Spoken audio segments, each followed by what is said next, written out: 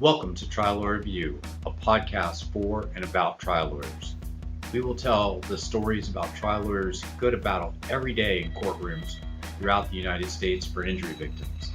This is about their stories and their practices.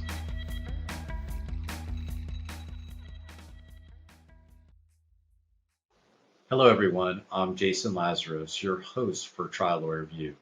Thank you for tuning in today for another episode. Trial Lawyer Review is brought to you by Synergy Settlement Services. In full disclosure, I'm not a professional podcaster. Instead, my day job is Chief Executive Officer of Synergy Settlement Services. Synergy allows trial lawyers to focus on what they do best by handling the difficult issues that arise at settlement, like troublesome lien resolution issues, Medicare secondary payer compliance, government benefit preservation techniques, and complex settlement planning. Joining me today on Trial Lawyer Review is Stephanie Everett. She's the CEO and head coach of Lawyerist Lab coaching program.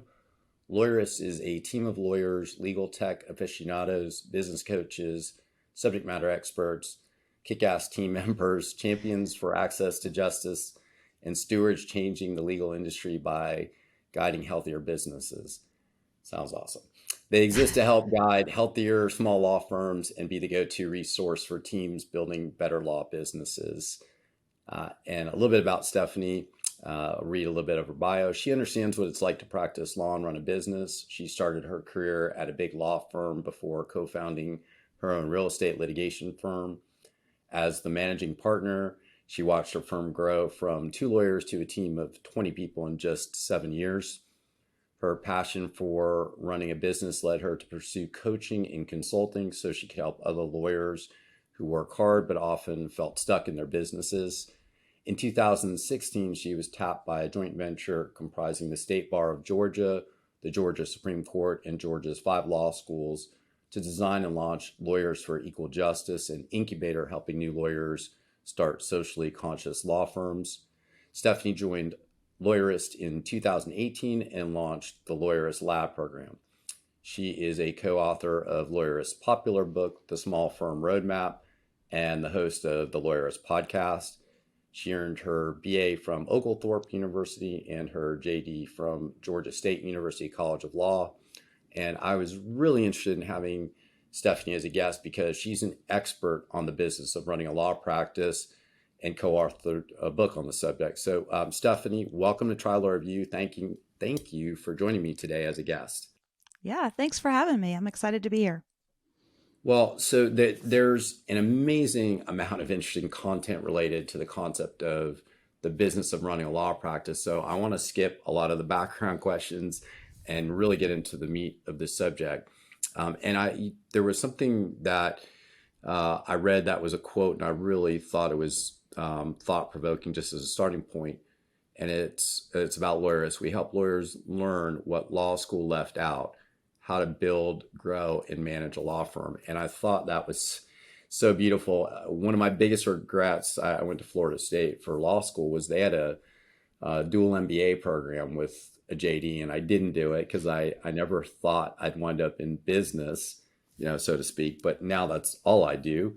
And I think that's, so many lawyers don't have that background and maybe miss some of the critical things about building a law firm as a business, because that's an important part. So anyway, I just wanted to ask you a more open-ended question to start with, just about that quote, because it really kind of struck a chord with me.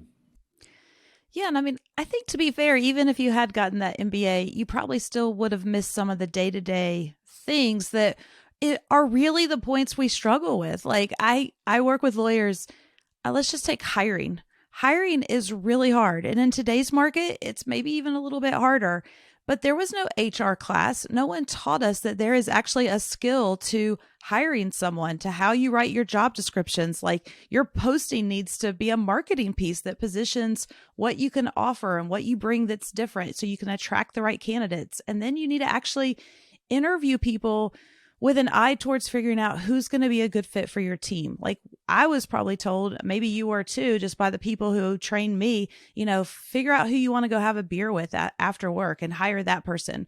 Well, maybe who I want to have a beer with does not actually work the way I need my team to work. Like if I'm a very systems driven, process driven law firm and the guy that I want to have a beer with does not work well in systems, then that is terrible advice. So I think we kind of often as lawyers and law firm owners, we just kind of had to figure it out and learn the hard way by trial and error. And so I'm kind of glad that I get to maybe speed up that process and help people with really tactical things they need to know to run a business.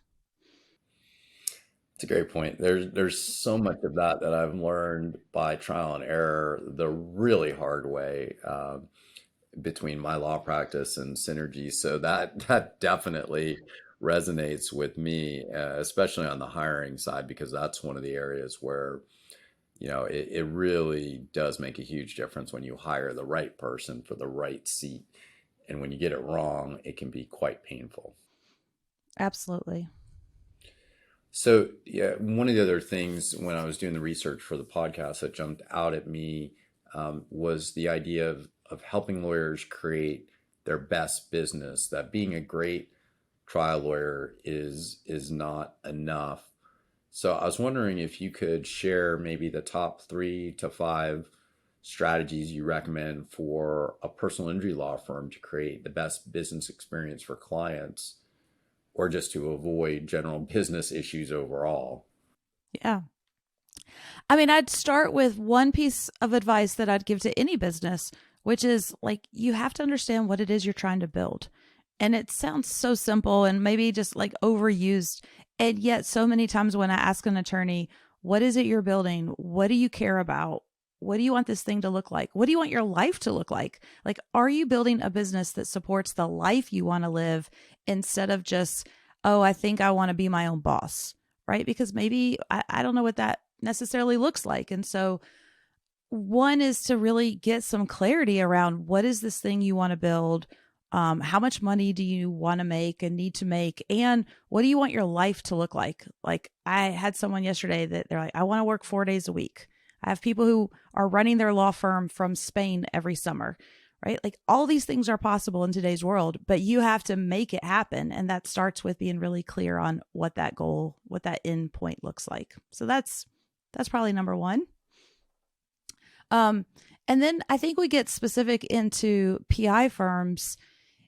They have a unique challenge because of their business model. And so I think you have to really understand how a PI firm works in terms of managing your pipeline and managing your cash flow. Because I've seen, unfortunately, like some lawyers are really focused on the marketing and they're getting cases in and they're signing clients up. But if you're not, if you're doing injury work and you're not making sure your clients are going to their appointments and getting the treatment they need and then following up so that you're building your case and you're doing all these things, like you have to manage your cases very specifically to try to maximize the award. And then you have to get those settlements or trials in, right? So you got to turn that work into cash. And I think that is a unique skill set, or at least you have to be intentional about it. You can't just be a good lawyer. Like you need to understand how to move your inventory through the firm. I mean, and is that what you see in your work with PI firms? Yeah, I mean that's exactly, the challenge I think that some firms have, or I mean it could be that they're inexperienced on the marketing side of it, and so they're struggling to get cases in, or it could be the flip. They have so many cases in the door, but they don't have the right processes and backbone to actually litigate those files.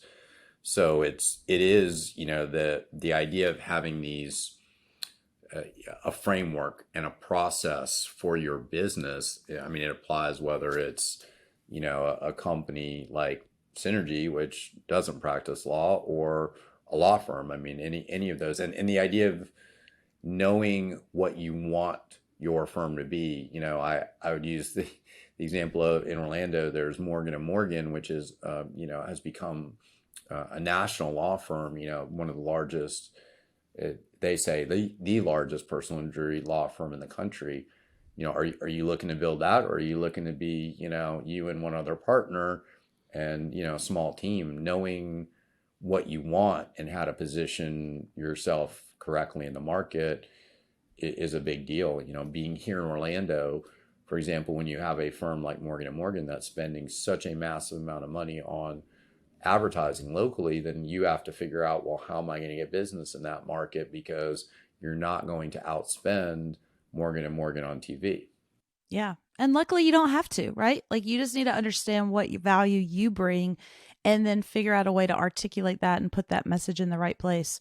I think if you take my inventory kind of tip or guide, whatever we want to call it, there's really a lot to unpack there. And so it's easy to just say, yeah, you need to be able to manage your inventory, but that then requires systems and processes and understanding how the cases work and being able to understand the value of a potential case, how much you might be able to get for it, how you're going to, finance the spend on that case. There is a lot built into that statement. We could probably spend like several hours just on that topic. But I think if you're practicing PI, you need to understand that that's your business model, and you need to understand how many cases you probably need, or at what level, what types of cases you need, and how many you need at any given time based on the team that you have. And as those fluctuate, you can do things you can pull levers to be able to take on more cases. Maybe you have to hire more staff or have better technology or have more efficient systems, but really just understanding how your business works. I think sometimes we graduate from law school and think, I'm smart, I'm a good lawyer, I'm going to go out there and people will just hire me because they think I'm a good lawyer, and I am a good lawyer.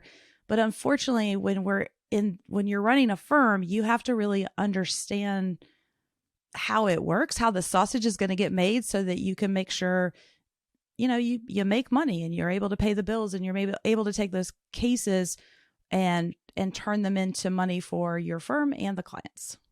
It's a great point.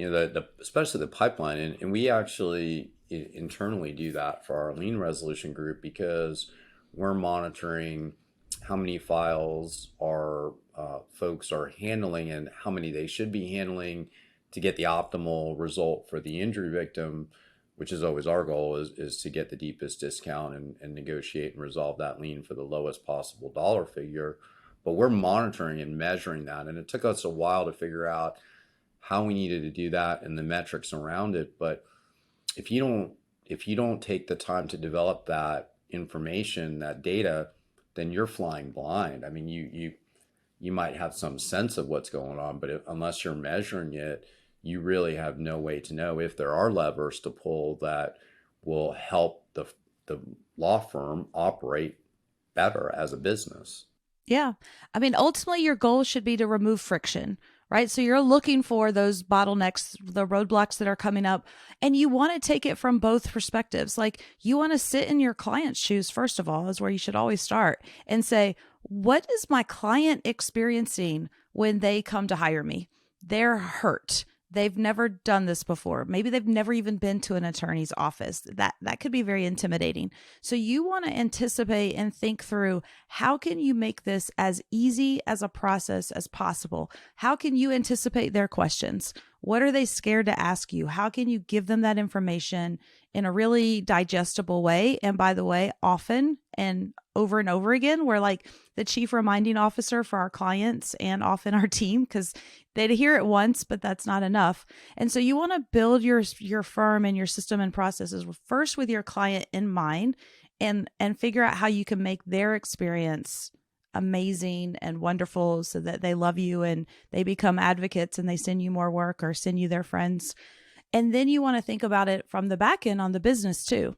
And I think this is where some opportunities, like you were saying, maybe you find that there's a bottleneck, like in the work that you do on the backside with the liens, and you're seeing that that's where we're getting stuck in the process. If that's what's holding up your inventory, and you can outsource that and delegate that and eliminate that bottleneck, your business can flow smoother. So you have to understand what your whole process looks like and where things are happening so that you can then constantly optimize and improve it. I sort of asked this as part of the last question, but I think I probably should have broke it out on its own.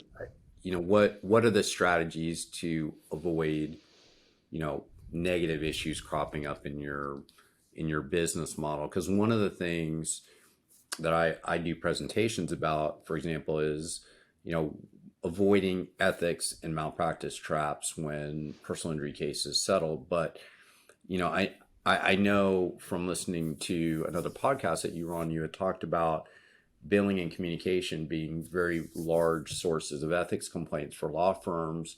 So how do you build your systems and practices within your firm to avoid any type of business issues that are going to have a negative client experience? You were just talking about the client, like thinking through those things with the client experience in mind. Yeah, I mean, we still continue to hear communication, and unfortunately, money issues are the two biggest drivers of bar complaints. And I think like it probably all comes back to the very first thing you asked me, which is we weren't taught how to run a business in law school. And so we're out here trying to practice law and handle an enormous amount of work. And on top of practicing law, a lot of us are also running a business, managing a team, dealing with HR issues, dealing with finance, tech, you name it. You're kind of wearing, people often when they hire me, they're like, I need help. I'm overwhelmed and I need help, with productivity, time management skills. And the first thing I say to everyone is, no, you probably are very productive. You're just wearing like 15 different hats and you don't realize it. So let's get some of those hats off and let other people do that so that you can focus on the things that only you can do. So when we wear that many hats, it's not surprising that we don't have the time or ability to keep our clients informed. Like little things like they don't understand. Like one of the best, silliest examples I have, I think this was like an amazing client-centered experience app, Domino's Pizza. I don't care. Maybe it's terrible. My husband would be like, oh, it's the terrible pizza. Our daughter loves it. But I think one of the reasons she loves it is like when we order on the app, what happens? We get this Domino's pizza tracker, right? And they tell us your pizza is being handcrafted by the expert pizza maker and they're putting delicious toppings on your pizza right now. And then it moves over and it's like, now it's getting hot and bubbly in the oven, right? And it's kind of exciting. And we know, okay, now it's in the oven. And then finally it goes out to the driver. And now we can even track and watch where the driver's, driving around the neighborhood. For our clients, think about that from what they experience when they come to work with us. They come in, they don't understand the process. We may tell them it's going to be long, it's going to take for, this many, but they don't understand. All they know is they've hired you and that's it. And then they go away, right? And maybe they hear from you and maybe they don't. It's months and months and months go by sometimes. And our clients just don't understand. They don't know if the pizza's in the oven or if we're putting toppings on something. Like it just is a black hole. And so again, I want to just acknowledge, I appreciate that attorneys are like, I'm so overwhelmed and busy. Like the last thing I have time to do is send out an email that says there's nothing new in your case. Like I tell my clients, there's nothing new. You'll know if you don't hear from me, it's good. It means nothing's happened. But that's just not simply good enough. We need and now here's the good news. There's technology tools out there. I mean, there's tech tools that will just automatically send your client a text or an email whatever you set it, every 2 weeks, every 3 weeks that says nothing's changing your case. You're still at this stage. So we don't even we can automate that and take it out of our brain that we don't have to remember to send the updates. But these simple things like keeping our clients informed and understanding and knowing where they are in the process is a huge, huge driver of making our clients happy and avoiding bar complaints, quite frankly, because that's where when they don't know what's going on is when they get frustrated. I mean, same thing in the medical practice. We know that doctors who have the best bedside manner and are just liked by their clients get sued for malpractice less. It's not because they're making fewer mistakes. It's just because people don't tend to sue the doctor if they like their doctor. The communication thing is so important. I've been going back and forth with an injury victim who found some stuff I'd written on the internet about liens. And it's abundantly clear to me that his lawyer never explained anything about the lien and the resolution of his lien, because he was asking me, could we handle negotiating the lien? So the last back and forth was, I said, did your lawyer already negotiate with this lien holder and agree to pay back the lien? And that's what had apparently happened, but he didn't realize at that point, that's it, it's done. There can't be any further reduction. And so, making sure that clients understand even what a lien is. I'm in the process of writing my second book, and it's for injury victims to explain things like this, because many times, the injury victim just simply doesn't understand this, which is understandable because they've never had to deal with it before in their life. If they've not been injured before, they're not going to understand that concept. So, making sure that clients are educated at the outset and communication throughout the case are probably two really great ways of making sure that ultimately, you're not going to have that kind of a complaint at the end of the case. Yeah. And I would imagine if I was an injury victim, I would think like if we got to settlement or if we got to a verdict, that feels like conclusion. And you and I both know that that's not the case, that then there's a whole bunch more sausage that has to get made before that turns into cash. And so if, as the attorney, like we have the opportunity and quite frankly, the obligation to explain the entire process to our clients up front, but then also over and over again. Like, again, this is overwhelming to them. They don't know it. They don't understand it.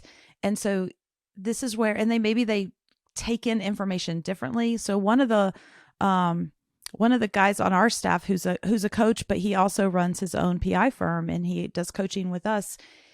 I think he has all of this communication automated. And in the first 90 days that a client comes on, they can consume like 72 different messages, right? And it's videos and it's infographics or it's articles. It's lots of different ways. So really being responsive. And by the way, if you're hearing that and you're freaking out because you're like, I don't even have one, he didn't start with 72 that go out in the first 90 days. He started with one. And then a couple of months later, he's like, oh, let me add, this is another question I keep getting. Let me shoot a quick video on that. And then maybe the next week, let me do an article on this. So you just but you have to get started. You have to spend time thinking about your business and thinking about how you can make your client experience better. Ultimately, your business will be more profitable if you do this. It's really easy, but you have to start to kind of get started. And I know for a lot of us, when we're already overwhelmed and feeling overworked, it's like, how do I even carve that next thing out on my plate? Absolutely.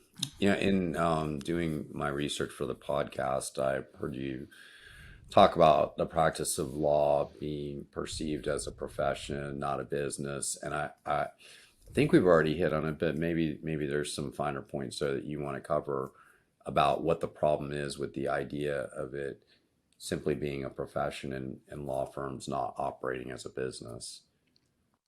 Yeah, it's funny. I had this conversation yesterday at a conference because we thought we were done with that conversation. 12 years ago, like people wanted to throw books at us or staplers or something. Like if you dare suggest to a lawyer that they think of their law firm as a business, it was really not okay. I think now most people recognize that there's learning, that we are in fact business owners, and therefore it is okay to look at best business practices and what it means to run a good business. And just because we are a profession doesn't mean we should ignore what we know are sound business decisions. We can be a profession and still keep our clients' interests in mind. Because I think maybe that's the real disconnect here is people want to say, well, we're a profession. We have this ethical duty and obligation and professional duty to do right by our clients. And my point is, by running a smart business and doing all the things I just described, you are fulfilling all of those professional obligations. Like it's one and the same. It's the people who aren't running good businesses that often are the subject of complaints and professional complaints because they're not communicating or they're not keeping their books straight and they're screwing up their money. Like they're doing the things that a good business owner would not do. So this is going to be a bit self-serving, but I think it ties into what you were just talking about. When we talk to a law firm about partnering with Synergy and outsourcing lien resolution functions to us, we talk about it in the terms of making the law firm more efficient and operating optimally, and then getting the best possible result for the injury victim at the same time. So they're not mutually exclusive. The idea is that outsourcing of lien resolution will make the law firm operate more efficiently by reducing operating expenses, gives that law firm a team of experts who help with an area that's complex. You got ERISA, you got military, you got FEBA, you got Medicare, Medicaid, hospital bills. You got all sorts of things that you're dealing with in the context of liens. And then on top of that, you got recovery contractors that have thousands of employees who are just trying to recover as much as they possibly can for the insurance plan. So the PI law firm needs that team of experts. But then importantly, on the flip side, getting the best possible reduction for the injury victim when it comes to what must be paid back ultimately to that lien holder. So that idea, they're not mutually exclusive. You've got the ability to run your firm in a more efficient way and get a better end result for the injury victim at the same time. So thinking along those lines in every aspect of how a personal injury law firm delivers to their client seems prudent if you're really going to focus on running your business efficiently and optimally and best client experience. Yeah. I mean, I think so. It feels kind of no-brainer to me, but I'm already there with you. I guess you don't have to convince me. I'm like, yeah, why wouldn't you? Why wouldn't you? I mean, again, I come back to the 15 hats that most people are wearing when I meet them. Like, let's remove that lien hat. That in it, the way you just described it, and all those, government entities, like, that's a big hat. That probably is a very heavy hat. So if you can outsource that and get a better result for your client, do it, because you'll be able to.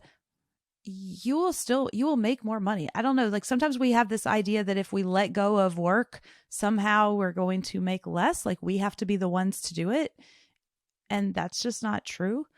So the more you can fire yourself, like, what jobs can you fire yourself from today? And you should do that. And then next week, fire yourself from 2 more jobs. And then the next week, 3 more, and just keep firing yourself. And it sounds counterintuitive, but you'll be happier and your business will be more successful if you can get the people who are great at doing what they do, doing that. And then you do what you're really great at doing. And it kind of works out. And it goes back to our tagline, allowing trial lawyers to focus on what they do best. But that idea of firing yourself, somebody, I don't know where I had heard that, but probably 5 years ago, maybe longer, that idea began to form in my head for me to do what was best in day-to-day for Synergy. Doing a podcast, for example. Years ago, I didn't have the time because I had not fired myself from enough things to allow me to have the time to go and do this, which, is something that is, helpful in terms of the marketing end of our business and connecting our law firm clients with each other and creating community. Being able to do that, really, it was a function of firing myself from a lot of things that I was doing day to day that I didn't need to be doing anymore day to day because we had a team to do it. So either you start to hire people or you trust the people that are on your team to do things that they can do that perhaps you've just never allowed them to do. Yeah.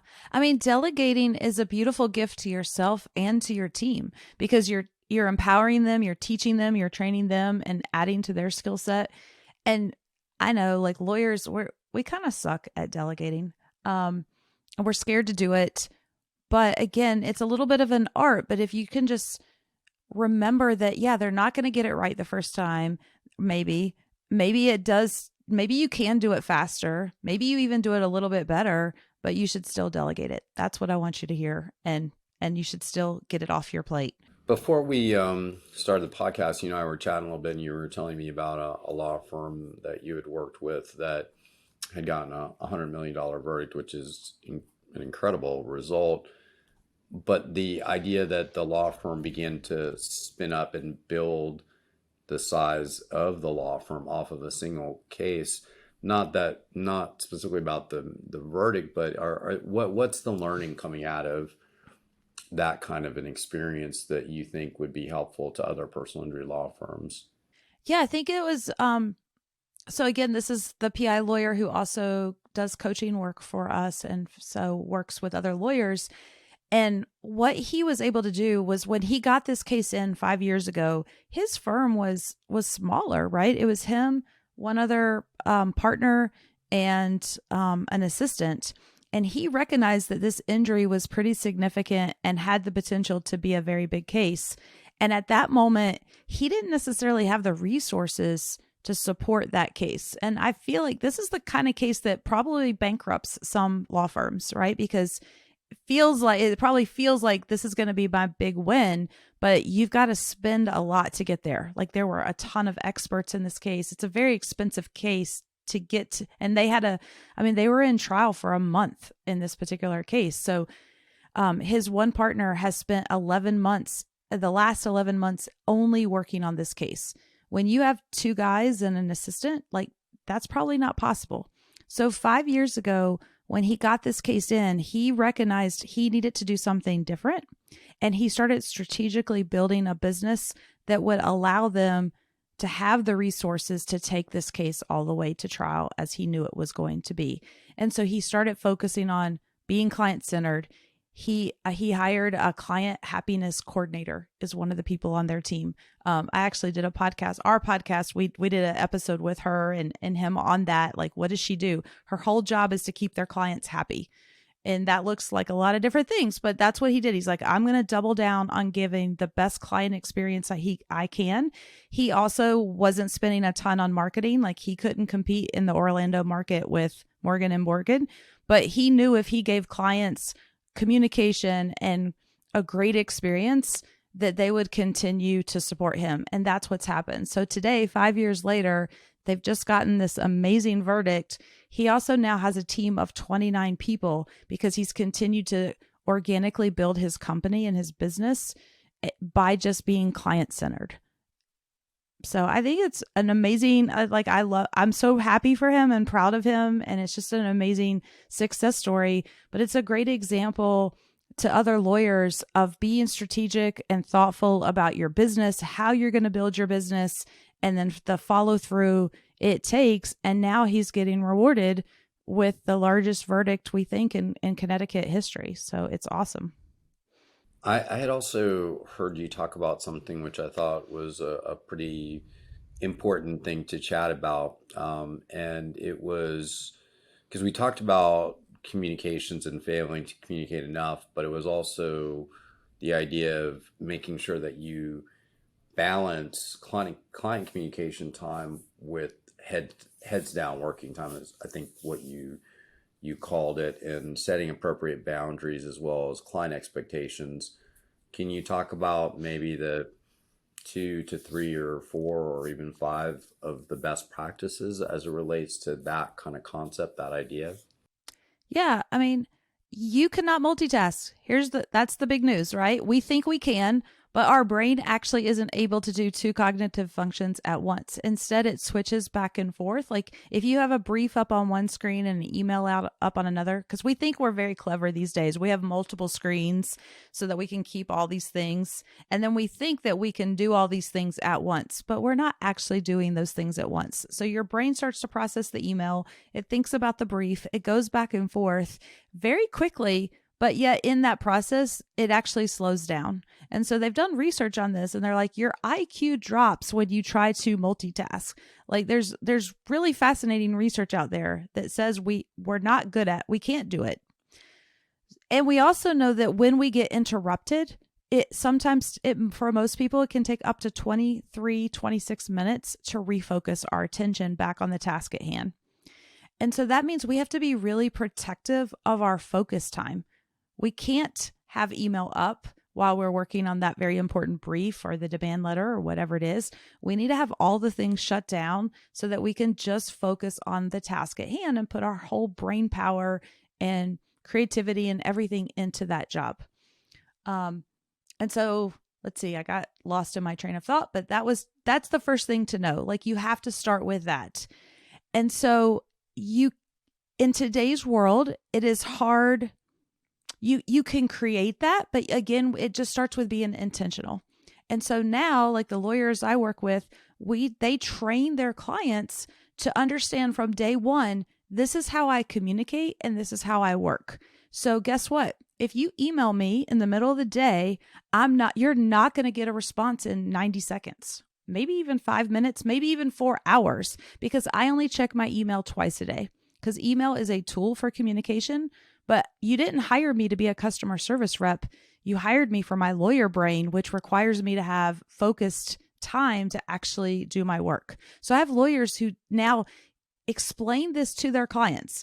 And I have lawyers whose clients brag about the fact that my lawyer won't take a phone call from me that's not scheduled. They don't they're excited by it because they now understand the why behind the communication rule. And so if you give the clients that context, they'll be all for it.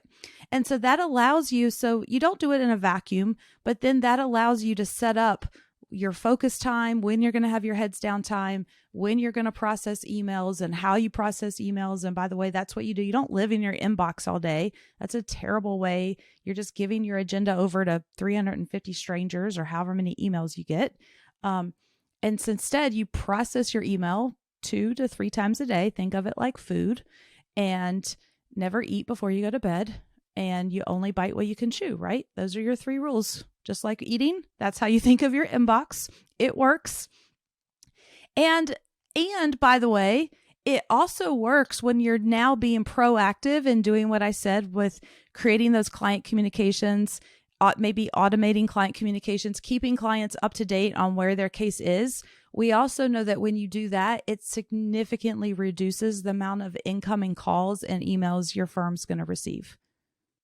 So all of this will work together and allow you to have more focus time to do the things that you want to do and not just, spaz out all day responding to emails. Along those same lines, how do you build systems and processes to give you time to work on your law firm?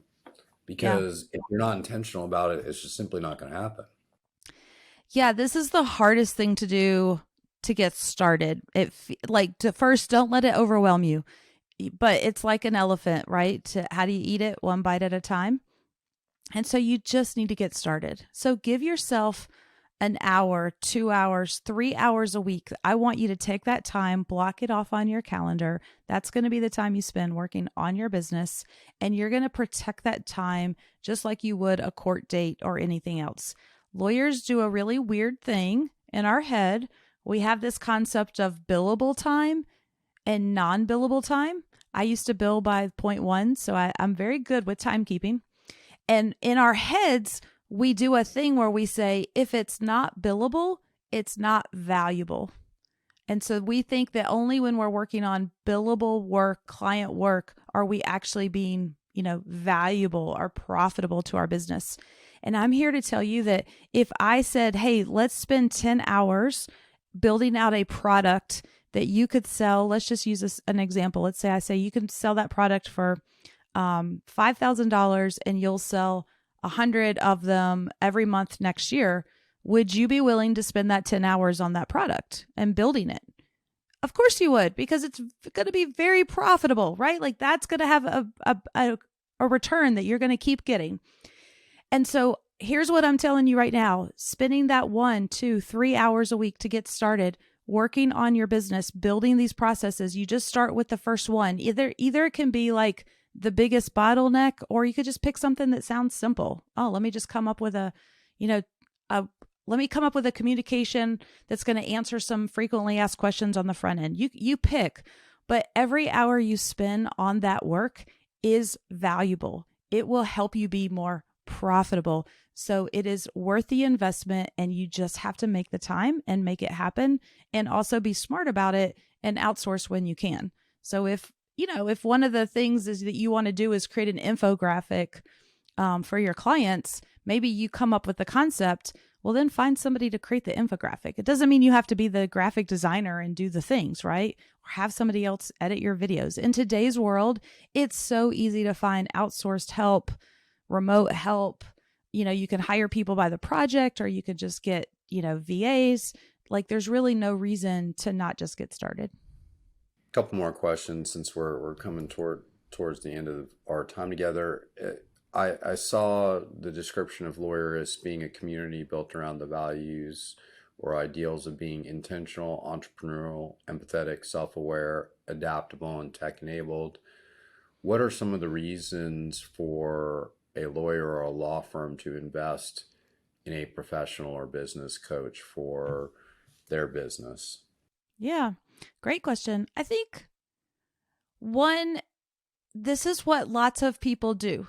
So, by the way, like most business professionals out there will tell you that at some time they've worked with, a coach. And so it's not a foreign concept. It's a foreign concept sometimes to lawyers, but it's not to other business professionals. And so what that coach will potentially help you to do, and you need to find the right one, and you need to understand what it is you want to get out of that relationship and what you need help with. But I tell people, like, I kind of wear a coach, consultant / trainer hat. So I really think I do all three.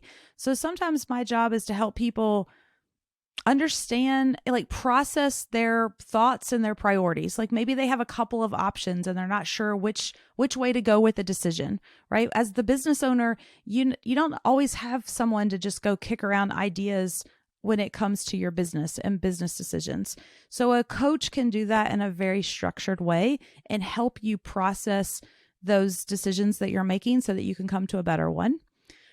Sometimes we teach you and we train you. Like, maybe you didn't understand, like maybe you didn't know about that you were wearing so many hats, and I can help you unpack that and figure out how to get started on using some of these tools, or how to build a business strategy. Like in our program, we have a lot of templated documents and worksheets to help people get started, because they're like, I don't even know where to begin. I know I need KPIs. What should I be measuring?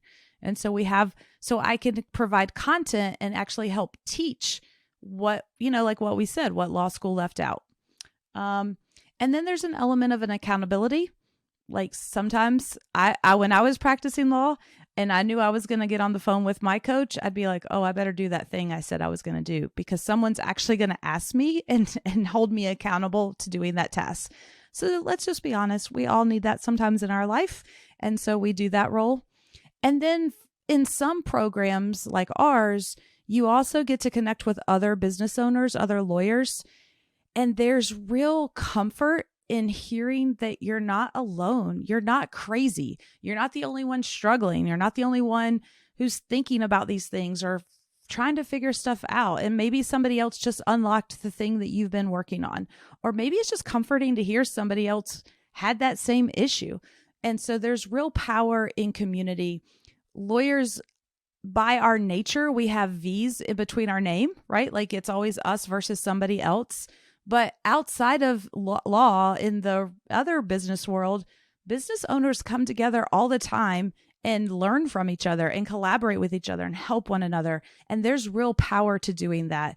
And so we don't need to be afraid of it just because we were sort of trained to be adverse to everybody else that's not at our law firm.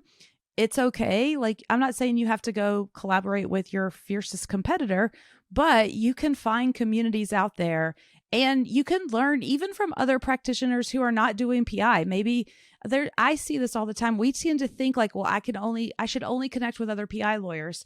It's good to connect with other PI lawyers, but it's also good to hear, what are the estate planners doing? Maybe they've unlocked something for their business. I mean, when it comes to some things with business, it's all the same.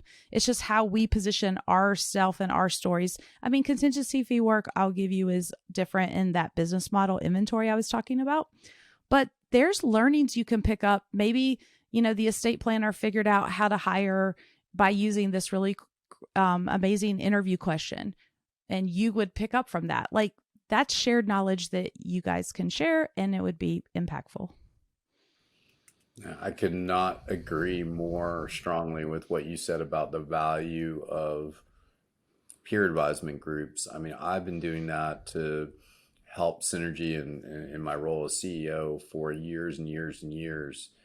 And every time I've had a challenge or opportunities in asking groups of CEOs that have nothing to do, don't know anything about what we do, which is really a niche, it's so helpful to get that kind of feedback. And the accountability side of it too is a big thing, to make sure that you follow through on things that are important, but you put it down on a piece of paper. And unless you're really good at holding your own self accountable, sometimes those things just simply don't get done. But they need to get done to move the business forward. And so that what you've just talked about to me is such an important part about getting better, because it's such a great opportunity that you can take advantage of to get better at your business. Because no matter how successful your law firm is or company is, there's always more that you can do to have a better client experience or just simply have the business run more efficiently. Yeah. Sometimes you get really great ideas. I mean, also don't be afraid to collaborate with people outside of legal, right? Like dentists I got a really great idea from a guy who has a chiropractor business. And I was like, yeah, and I tell that idea to my lawyers all the time now. So, we are not so special. It's good to go outside of legal, see what other people are doing. I mean, I'll just tell this quick story. I know we're probably wrapping up. My husband and I went on an anniversary dinner. So we went to a fancier restaurant in town and we had an amazing meal. And of course we had amazing service throughout. But what I remember most is that as we were walking out the door, the host came up to us and said, "Oh, before you leave, I've packaged up 2 fresh scones for you to enjoy for breakfast tomorrow. Here they are." And they gave it to us in this nice little cute bag. Please enjoy this tomorrow morning. And well, of course we did. And what did we do the next morning? We relived the amazing dinner we had. Like, we were just like, that was such a great dinner. What a great experience. These scones are great. Like, I don't even remember if the scones were that tasty, but in my mind now, they were the best thing. It was just this extra little surprise and delight at the end of the meal.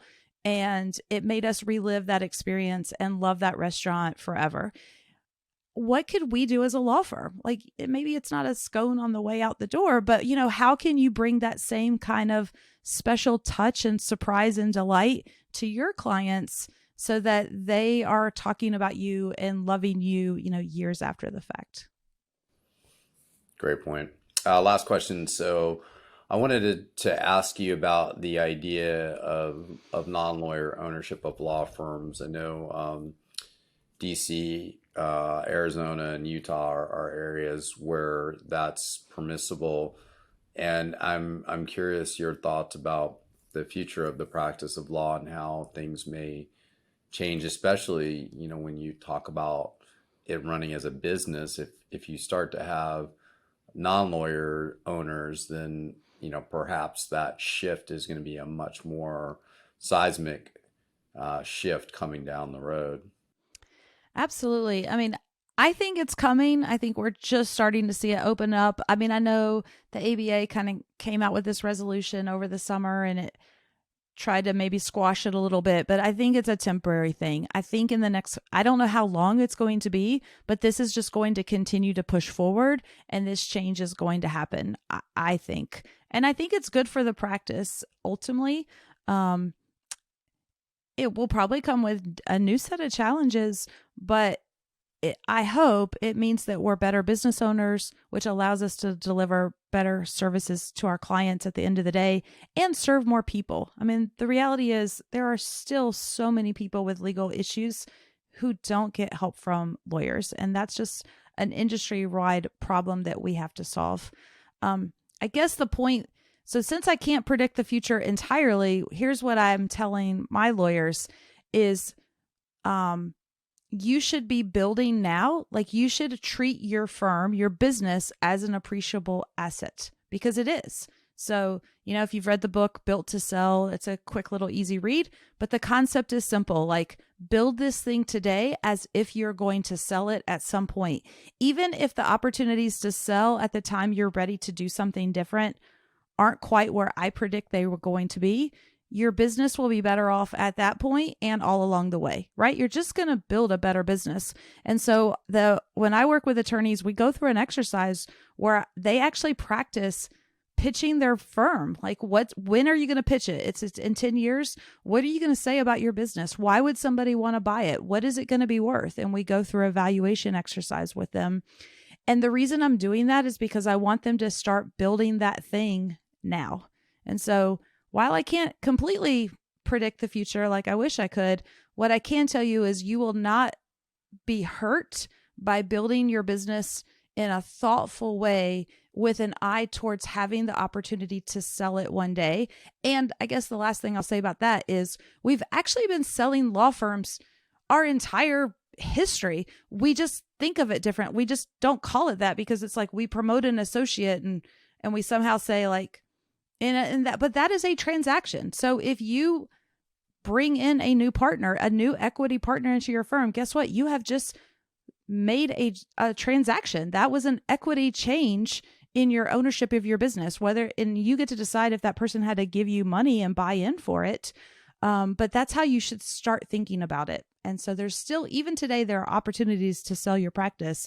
Those are happening every day, and we're only seeing that market grow, quite frankly. Well, you've given a lot of things to think about today and some great advice. So appreciate that, Stephanie. If somebody is interested in working with you or Lawyerist, how's the best way to get in touch with you? Yeah, if you go to the website, lawyerist.com, lawyerist.com, first of all, it's just packed with tons of information about how to run your business. So I just recommend it to everyone because we have such great content on there, and you can just go and learn about a lot of the things I just said. And you can also find, services that you might and tools you might want for your firm. So I really love our website. It's just a great place to go. From there, you'll see the coaching page if you're interested in that specifically. Or, I love to talk to people. So you can always email me at stephanie@lawyerist.com if you have questions or if something piqued your interest from this interview. I'd be happy to talk to you about it.